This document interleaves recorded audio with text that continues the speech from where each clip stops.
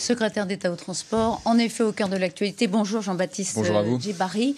Nous sommes à 10 jours, je crois, vraiment, de la grande grève qui s'annonce le 5 décembre. Tout le monde est au courant, ou près, je crois, qu'il y aura un mouvement dur dans les transports publics, ce que répétait hier le patron de la CGT, Philippe Martinez, sur LCI. Ce sera une journée de grève, et quand il y a grève massive, il n'y a plus rien qui fonctionne. Nous appelons à reconduire le mouvement.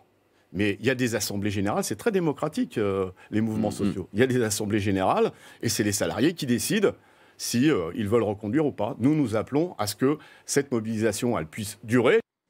Alors, est-ce qu'elle durera ou pas? Vous nous direz à quoi vous préparez. Elle sera dure, elle sera massive. Il dit rien ne fonctionnera. Bon, moi, je suis d'accord avec Philippe Martinez sur au moins un point, c'est qu'il s'en remet à la démocratie, et moi aussi. Et je constate que la CGT, elle, refuse la réforme en bloc. La CFDT, elle soutient le principe d'un système universel de retraite, et elle veut en travailler les modalités.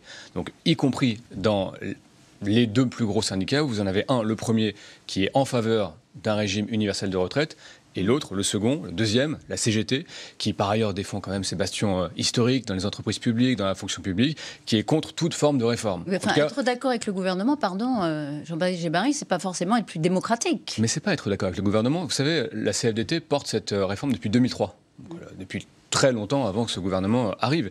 Et d'ailleurs, Laurent Berger a fait un congrès très courageux l'année dernière. Il s'est fait réélire en partie sur le fait de mettre en place un système équitable, universel de retraite. On y reviendra. Mais là, on parle de la CGT qui vous annonce une grève dure. Plus rien ne fonctionne. Oui, mais Philippe Martinez, moi, ça fait 2 ans et demi que je fais de la politique. Ça fait 2 ans et demi que je l'entends dire qu'il y aura des mobilisations massives, la convergence des luttes. Moi, je prends tout ça très au sérieux. Oui. Mais je crois qu'il y a aussi beaucoup de motivation de ses troupes au travers de ce qu'il a annoncé. Moi, j'observe que la CGT, nous l'avons invité à de multiples reprises à venir échanger à la SNCF, à la RATP sur les modalités très concrètes, les garanties très concrètes à apporter aux cheminots, aux agents de la RATP, d'autre part, et que nous n'avons jamais vu la CGT sur ce sujet de la réforme des retraites pour l'instant. Donc j'observe ça. On a une réforme, on a des syndicats qui viennent, l'UNSA, la CFDT, avec lesquels, CFE-CGC, avec lesquels nous travaillons de façon exigeante, et la CGT ne vient pas. Mais il sera là demain. Il l'a annoncé hier dans cette émission sur LCI. Il sera effectivement demain au rendez-vous du Premier ministre. Absolument, mais c'est très bien. C'est très bien. Je crois que donc ça dément un peu ce que vous dites. Il va jouer le jeu demain de la discussion avec le Premier ministre.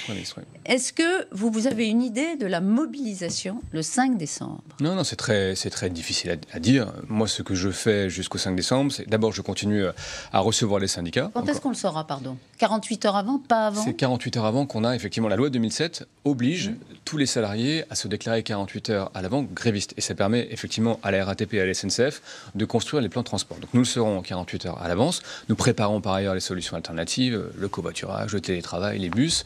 Mais effectivement, nous le serons 48 heures à l'avance.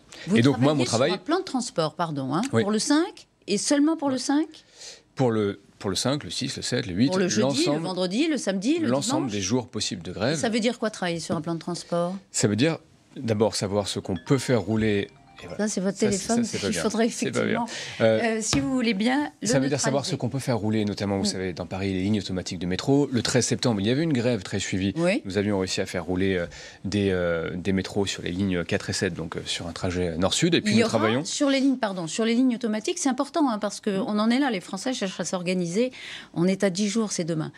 Il y aura des métros sur les lignes automatiques? Nous ferons en sorte. De la RATP. Nous ferons en sorte, c'est ce que j'ai demandé à la RATP et c'est sur quoi la RATP travaille.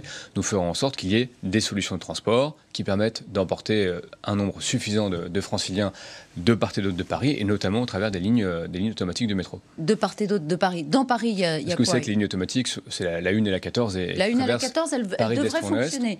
Vous avez demandé à la patronne de la RATP absolument, d'avoir, si vous voulez, un plan de transport qui permette d'offrir un niveau de service minimal pour les franciliens et les franciliens et les Français de manière générale qui souhaitent se rendre au travail. Je rappelle quand même qu'ils sont ils sont plus des millions et des millions chaque jour. Ils seront certainement des millions à vouloir se rendre au travail le 5 décembre et nous leur devons ça que de prévoir un plan de transport minimal. Alors quand est-ce qu'ils l'auront, ce plan de transport? Quand est-ce qu'ils auront Nous aurons les chiffres affinés 48 heures à l'avance. Mais évidemment, nous nous préparons aussi à mettre à disposition des solutions alternatives. Alors des bus, par exemple, du covoiturage. Dans toutes les gares de banlieue avoir recours au télétravail. Oui, mais tout ça est travaillé.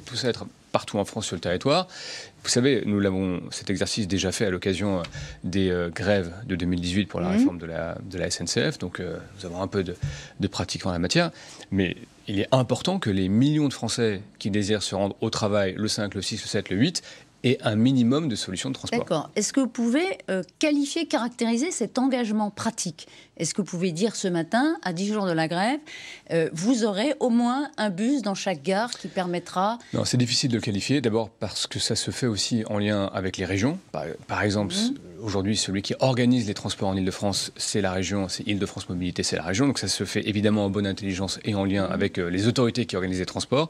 Donc nous serons à même de communiquer quelques jours avant la grève. Donc il faut guetter au plus tôt ou au plus tard Oui, mais les Français se sont habitués à ça. 48 heures avant. Mais vous savez pourquoi, lors des grèves, le droit de retrait et les événements qu'on a connus le mois dernier, pourquoi c'était très mal perçu? C'est que les Français se sont habitués à avoir des informations fiables, crédibles, 48 heures à l'avance. À propos, ça fait partie effectivement du service minimum. C'est l'engagement des entreprises à informer les voyageurs.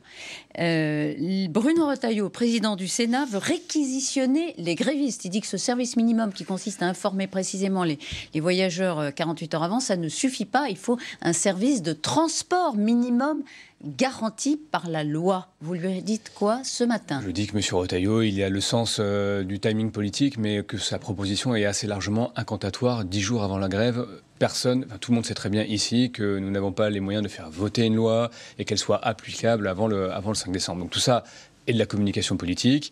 Sur le fond, des options de service minimum ont été étudiées. Donc la réponse est non. De toute façon, je dis c'est irréaliste avant le 5 décembre.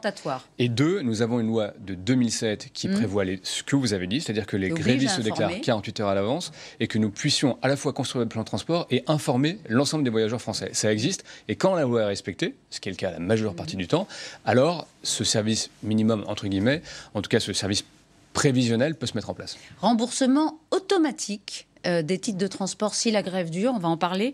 Est-ce que ça, sans avoir de démarche à faire, c'est aussi ce qu'il demande, et c'est ce que demande aussi Valérie Pécresse. Est-ce que c'est envisageable? Oui, est-ce que vous demandez ça à la RATP et la SNCF? Je rappelle qu'aujourd'hui, c'est donc la région Île-de-France qui organise les transports, qui a un contrat avec la RATP. À chaque fois, ce sujet-là revient sur la table, et c'est de l'ordre du contrat. C'est-à-dire que si Île-de-France Mobilité, donc la région, estime que le contrat n'est pas rempli par la RATP, il y a des conditions contractuelles qui permettent... Donc vous n'avez pas de levier là-dessus? C'est la patronne de la région Île-de-France? Parce que c'est de l'ordre du contrat, il faut respecter les contrats qui sont passés entre l'entreprise publique. Vous dites, Valérie Pécresse, elle demande quelque chose qu'elle peut elle-même imposer. Elle peut ne pas payer la RATP pour le service qui n'aura pas été produit. Moi, mon sujet à moi, c'est de s'assurer... Les voyageurs, c'est quelque chose de très pratique, c'est de ne pas avoir de démarche à faire pour un service qu'ils n'ont pas eu.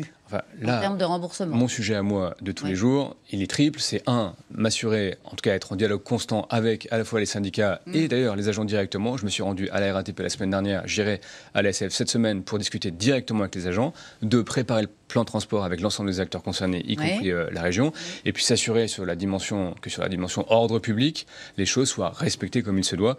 Il n'est évidemment pas envisageable que des biens publics soient endommagés à l'occasion de ces mouvements de grève. Alors, on sent bien que vous voulez aider les Français à passer ce cap. Il va durer combien de temps, Jean-Baptiste Djebbari? Pour être honnête, c'est une question pratique et qui est importante. Mais je crois que personne sait exactement dire. Au minimum, vous dites, il y aura combien de jours de grève? Tous ceux qui ont été oracles politiques ces dernières années. Au minimum. Vous avez dit tout à l'heure, on prépare un plan de transport pour le jeudi, le vendredi, le samedi, le dimanche, le lundi. Je suis un pragmatique. Dans le réel, j'observe que tous ceux qui ont fait des prévisions pendant les 2 dernières années se sont assez largement plantés sur ce qu'étaient les mouvements de grève, sur ce qu'étaient les mobilisations sociales. Ce qui est arrivé est probablement ce que personne n'avait envisagé il y a encore un an. Donc moi, je ne fais pas ces pronostics-là. Non, mais c'est la réalité. Je vous dis ma conviction. Donc moi, je me prépare, nous préparons... Vous attendez au gouvernement à une mobilisation suivie. De combien de jours? Au minimum?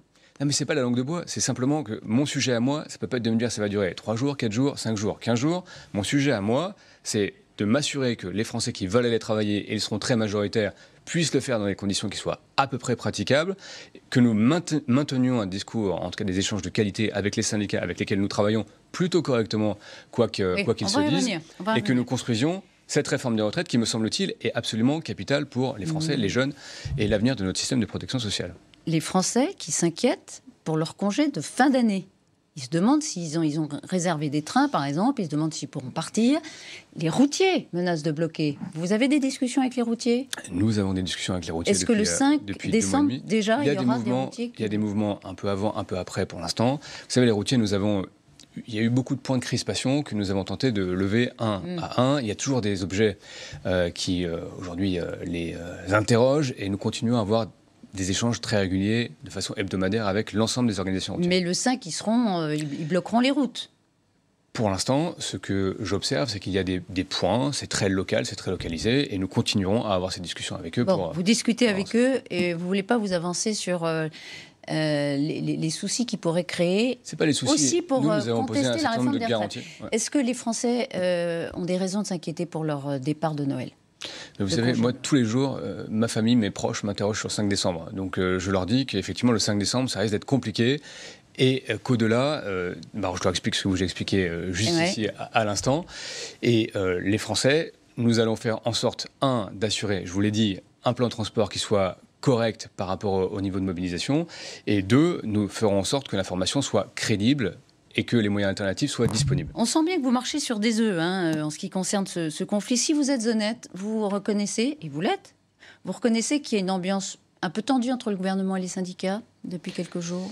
Mais je crois que il y a réellement des positions qui sont très différentes. Vous avez des syndicats qui, et je vous le dis comme je le pense, qui refusent absolument la réforme. Avec la CGT, on a un affrontement politique sur la réforme. Eux refusent absolument ce que nous proposons. Et la CFDT est sortie furieuse du rendez-vous avec vous et M. Delevoye jeudi dernier matin. Ça, c'est une lecture un peu, je vous le dis, un peu journalistique. Moi, j'y étais. Et il se trouve que la CFDT cheminot, je les connais. On a entendu Laurent Berger. Moi, j'étais dans ce rendez-vous qui a duré 2 heures. Et il se trouve qu'en plus, je les connais très bien, la CFDT cheminot. Ils ont dit plusieurs choses. Et d'ailleurs, il y a plein de points. Ils ont environ 6 à 7 points de revendication. Sur les 3/4 des points, nous sommes d'accord. Ils demandent des garanties sur le système à points. Indexation, par exemple, sur l'inflation et plus tard sur les salaires et plus sur l'inflation. Nous sommes d'accord avec ça, nous sommes capables de l'écrire. Ils demandent des garanties sur les formes d'épargne collective au sein des entreprises, notamment la SNCF et la RATP. Nous sommes assez d'accord avec ça. Donc, il y a un jeu de posture, c'est ce que vous êtes en train de dire ? Non, c'est pas que je dis... Non, et par ailleurs, ils demandent qu'avant le 5 décembre, nous ayons pris position, notamment autour de la clause du grand-père des nouveaux entrants, comme il est convenu de l'appeler. Et là-dessus, nous leur avons dit que nous étions d'abord dans un calendrier qui allait au-delà du 5 décembre, que le 5 décembre en soi n'était pas une étape de la réforme des retraites et que nous devions respecter collectivement l'ensemble des concertations qui ont lieu aujourd'hui dans l'ensemble des secteurs. Et c'est là-dessus qu'ils achoppent. Eux veulent une décision, une annonce avant le 5 décembre. C'est le point d'achoppement que nous avons entre nous. Et effectivement, Laurent Berger hier a précisé qu'il veut des précisions sur le régime particulier avant le 5 décembre. Jean-Baptiste Djedjbari, est-ce qu'il en aura ou pas avant le 5 décembre? Mais il a aussi dit que la CFDT au niveau national continuerait à mener ce combat. Il ne s'est pas, enfin, je vais être très clair là-dessus, il ne s'est pas positionné sur le 5 décembre. Il a dit que lui, il voulait une réforme systémique, c'est-à-dire 2 systèmes. Il veut aller vers un régime universel de retraite. Après, il conteste certains des paramètres financiers et il aura tout loisir d'en discuter avec le Premier ministre Édouard Philippe. Alors ça, c'est important, on va s'y arrêter. Effectivement, il a été très clair. Sur un ton très ferme, très solennel, jeudi après-midi, il a dit « Je veux que le gouvernement lève une ambiguïté. Je ne veux pas de mesures financières avant la réforme systémique, avant la grande réforme des retraites. » Et Bruno Le Maire, sur LCI, jeudi soir, lui a répondu, on lui a posé précisément dans l'émission David Pujadas cette question. Est-ce qu'il y aura ou non des mesures financières avant la réforme des retraites? Écoutez sa réponse. Je souhaite que ce soit le cas. Donc, je vous le dis, je suis ministre de l'économie et des finances. À quelle échéance? Ma position de ministre de l'économie et des finances, c'est-à-dire une position en responsabilité, avec le souci de réussir cette réforme de justice, il faut partir à l'équilibre. Enfin, un peu de clarté, Jean-Baptiste Djedjbari. Je souhaite que ce soit le cas, dit le ministre des Finances sur LCI. Mais je pense que si vous construisez un système universel de retraite, évidemment plus équitable, il faut aussi que celui-ci, dans le temps, soit équilibré sur le plan financier. Donc Bruno Le Maire a raison de dire que si nous construisons un nouveau système, il doit être équilibré à partir du moment où il est mis en œuvre. Oui. Après, je crois que M. Berger conteste aussi d'autres mesures, dit que l'État n'a pas tout à fait compensé. Et je pense qu'il y aura cette discussion là-dessus. Moi, je suis, enfin, si vous voulez, philosophiquement, si vous construisez un système équitable dans son principe et déséquilibré sur le plan financier, à la fin de la fin, ce sera un système qui n'est pas soutenable et donc qui sera inéquitable. Donc vous dites, comme Bruno Le Maire, il faut des mesures financières. Est-ce qu'il les faut avant la réforme ou est-ce qu'il faut dire on en fera mais après la réforme? Non, mais je dis juste que c'est irresponsable, ce serait irresponsable de dire que nous construisons un système universel, équitable et déséquilibré sur le plan financier. Mais comment vous allez faire avaler ça à la CFDT qui pose ça en préalable? D'abord, la CFDT a rendez-vous avec le Premier ministre et je suis à peu près convaincu que ces sujets seront... Ce sera au cœur de la discussion demain, cet après-midi. En tout cas, abordé cet après-midi, effectivement. Oui. Et ce sont des sujets extrêmement importants. Laurent Berger, il a des points extrêmement précis. Il dit que l'État n'a pas compensé telle et telle mesure, etc. Donc je ne doute pas que sur l'ensemble de ces champs, il y aura discussion et j'espère consensus vers ce qu'il convient de faire. Il y a une marge de discussion? Il y a toujours une marge de discussion, il y a toujours d'abord des discussions, des échanges. Et moi j'ai lu précisément ce qu'a dit Laurent Berger sur le sujet et je trouve qu'il a des points intéressants et que je ne doute pas que les discussions seront intéressantes avec le Premier ministre. Je vous entends depuis le début de notre entretien et vous opposez beaucoup la CGT à la CFDT. Hier, Philippe Martinez a précisément dit ceci. Il a dit le gouvernement divise les Français. Il y avait peut-être dans cette idée que vous voulez opposer les deux. Moi, j'observe que simplement sur le sujet de la réforme des retraites, la CFDT, depuis 2003, s'est positionnée pour avoir ces 42 régimes fondus dans un régime universel de retraite. Oui, vous l'avez dit tout à l'heure. Non, mais j'observe. La CFDT a d'ailleurs très courageusement pris des positions. La CFDT est un grand syndicat progressiste. Elle a pris courageusement des positions. Vous pouvez faire cette réforme avec la CFDT? Mais moi, d'abord, je l'espère. Et puis, pour le coup, c'est une ambition partagée que d'arriver à un système plus juste, qui soit plus solide et qui notamment adresse les carrières heurtées, les femmes, les jeunes, un certain nombre de catégories professionnelles. Je prends simplement l'exemple des agriculteurs. Vous avez des agriculteurs aujourd'hui qui sont à 400, 500 euros de retraite. Demain, dans le système universel, ils seront à 1000 euros de pension nette. Rien que cela devrait pousser M. Martinez à regarder cette réforme d'un œil un peu plus bienveillant. Alors, question, s'il vous plaît, réponse brève. Courte. La clause du grand-père, vous y êtes favorable ou pas? On rappelle que ça consiste à réserver la réforme seulement aux nouveaux entrants à partir d'une certaine Réponse date. Brève. La clause du grand-père, au fond, c'est pas le sujet de la clause du grand-père en soi, c'est le sujet du contrat moral dans l'entreprise. Oui. Il y a plein de façons de le faire. Il y a la clause du grand-père, il y a travailler sur les générations à partir de laquelle... Non, mais c'est important, parce que c'est aussi ce que nous disent les syndicats. Donc il y a plein de façons de le faire. Le Premier ministre l'a dit, je prends toutes les propositions qui sont faites, et nous trancherons avec le Président de la République. J'essaie de traduire, parce que c'est pas simple à comprendre, votre réponse, hein, Jean-Baptiste. Non, je dis juste que c'est... Au fond, vous dites non, je ne le prends pas uniquement pour tous les nouveaux entrants, je ne le prends pas. Je dis, au fond, le sujet pour les syndicats, pour les agents, c'est de savoir qui est concerné à partir de quand. Soit ce sont que les nouveaux entrants, soit c'est à partir d'une génération. Vous êtes d'accord ? Et moi, je vous dis, les syndicats eux-mêmes disent qu'il y a plusieurs solutions sur la table, y compris de travailler sur les générations à partir de laquelle la réforme s'applique. Donc moi, je prends la parole des syndicats au sérieux et je ne doute pas que ce sujet sera débattu en profondeur cet après-midi également. Ceux qui ont compris la réponse pourront nous envoyer un mail. Un petit mot, Jean-Baptiste Djebbari. Chaque année, la SNCF consacre 3 milliards d'euros à la rénovation des voies. C'est très important, c'est des enjeux de ponctualité, de services, etc. Or, on apprend que l'État, qui est actionnaire à 100% de la SNCF, veut réduire ce budget pour 2020. Est-ce qu'il y a eu un arbitrage favorable ou défavorable? Il y a eu une réunion vendredi. Est-ce qu'il y aura 3 milliards l'an prochain ou pas? Il y a une réunion vendredi et le conseil d'administration se tiendra jeudi prochain et l'État sera au rendez-vous de ces 3 milliards d'euros. Je rappelle que nous avons dû faire effectivement pas mal d'arbitrages parce qu'il y a eu des dépenses supplémentaires. C'est dû par exemple à des substituts pour le glyphosate ou à des... Bon bref, à pas mal de sujets qui se sont greffés les uns sur les autres, et qu'aujourd'hui, l'État, je rappelle quand même qu'il y a quelques années, le budget de régénération, c'était 1 milliard d'euros. Donc 3 milliards d'euros, c'est tout à fait conséquent. Est-ce que vous maintenez ces 3 milliards 3 milliards nets. Je maintiens. Sans entourloupe, sans rien. 3 milliards pour la rénovation des voies. Rénovation pour l'ensemble du réseau, y compris en régénération, et donc je maintiens que l'État sera au rendez-vous sur cette dimension financière. Donc vous nous annoncez que c'est maintenu à 100%. Je maintiens que l'État sera au rendez-vous absolument. Bon, merci beaucoup Jean-Baptiste Djebbari.